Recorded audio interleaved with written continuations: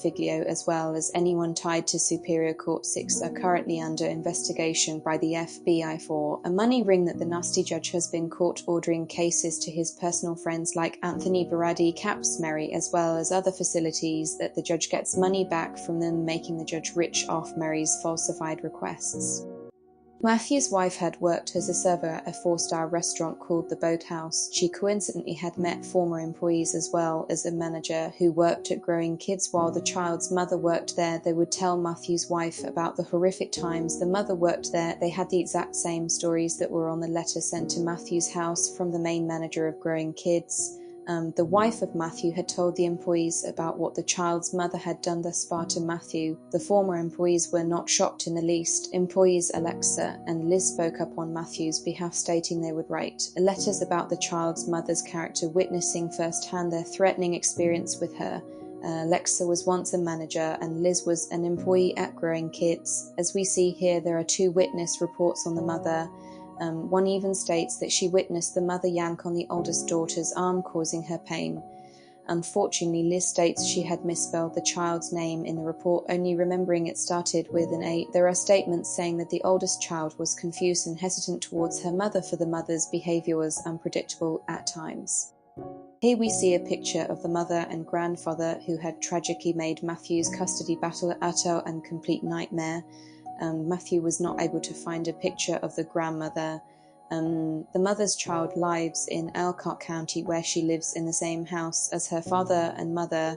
The household includes the child's mother, Alicia, the oldest daughter from another man, her 2 parents, as well as the oldest brother, all 4 adults, and 2 children, all living in a tiny 3-bedroom house. They all huddled together to share a 1 red Dodge minivan. The last sleeping condition known for Alicia was a pack and play crib placed in the living room, as the oldest child sleeps with the mother on a king-size bed that she and her parents stole from Matthew while he was at work. She knew that Matthew bought that special firm mattress for his recovering back issue and took it anyway. Matthew tried multiple attempts to bring his daughter Alicia diapers, wipes and money to the mother to her job at the YMCA, resuming his old position after being fired from Growing Kids after leaving Matthew.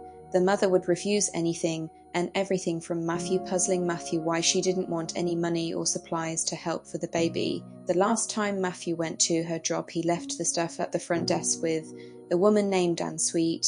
Matthew requested a letter for confirmation of the drop-off, as we see here. Here is a picture of Matthew's mother, who runs a daycare in Kosciuszko County. She is found online running a business page called Little Stars Preschool on a Facebook page. Do you remember this video on YouTube from a content creator / independent investigator under the name of Wolf Mulder? According to this video, Matthew's mother was involved in covering up John B. Lowe II from investigative questionings lying on the man's behalf from having knowledge of John B. Lowe's activities at the church. Matthew's mother, from what I've gathered, was bribed to keep quiet. She also had the middle son Jeremiah Lowe to preach at her school for the preschoolers as a guest at her house. As we all know, multiple women had came forward on Jeremiah's abuse and underage grooming and molestings. In Heather Queen's YouTube short, she explains that there is a typed confession from a Laura Bone was 11 at the time Jeremiah was grooming from this man, and he was 18 at the time. The confession states that Jeremiah had preyed on her and molested her at the time attending the church's school, Monarch Christian Academy.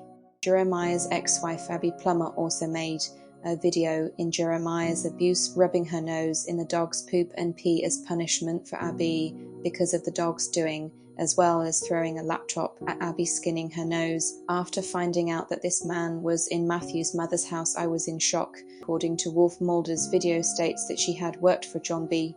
Lowe's school, named Monarch Christian Academy, literally located behind John's church. From research and interviews, people who know this woman state that she was highly praised by John B., as well as having a strong friendship with the man, leading to believe why she had covered up what she knew. Matthew said that he had reached out to his Aunt Carmen, the sister of Matthew's mother, about the video he found on YouTube talking about his mother covering up for John B., showing it to her. Matthew's aunt was shocked but not surprised. Carmen tells Matthew stories about her sister that Matthew didn't know. They mainly consist of her sister being a consistent liar about most things. Matthew and Carmen both agree that Matthew's mother needs professional help. Also that Carmen says that she behaves just like their mother, Betty Jean Reed, who would have been Matthew's grandmother, who he doesn't ever remembering seeing as a child. Betty was known for her pathological lying ways, belittling others as well as an abuser. Carmen encouraged Matthew not to give up and that he had a right to see his daughter, and that she couldn't believe Matthew's mother would ultimately treat her own son like this. And Carmen's last thing she told Matthew was that she felt that Matthew's mother being in Alicia's life would be detrimental in the end.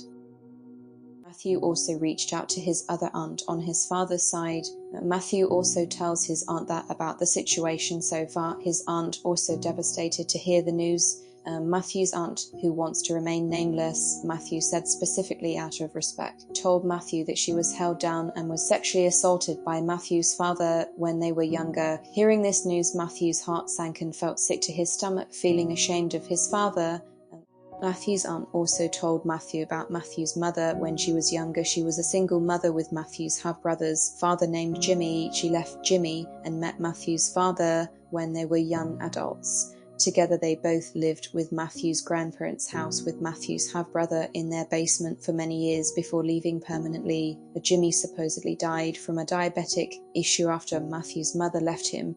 Matthew had discussed with other family members on his half-brother's side that they had believed Jimmy's death was tied to Matthew's mother.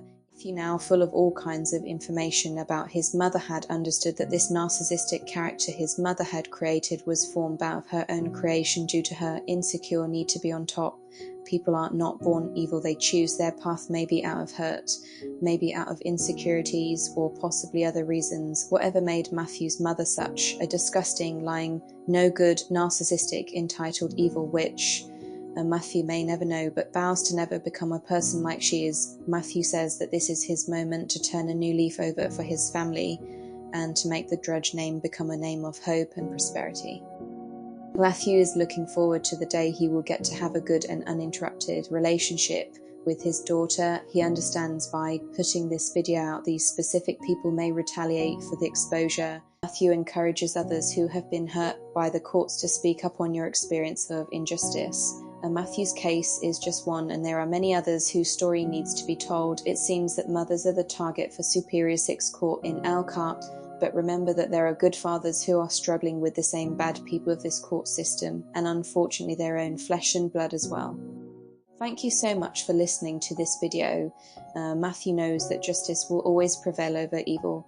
Matthew's last message to everyone is to keep close to the ones who lift you up and sharpen you, just as iron sharpens iron. Stay strong and stand your ground even if others are dabbling in evil. Matthew encourages others to keeping a strong relationship with the Lord Jesus Christ, for this is where Matthew draws his strength from. Matthew thanks the woman who have talked with him, helping him understand that Matthew is not alone. Matthew also is hurt by the stories he has heard about the court's injustice to the other parents who have been wronged. You are not alone. Matthew prays for them for justice and that they as well get the opportunity to see their children one day. Stay strong, stand your ground, and keep your faith steady, for the storm will pass and sunny days are ahead of us all.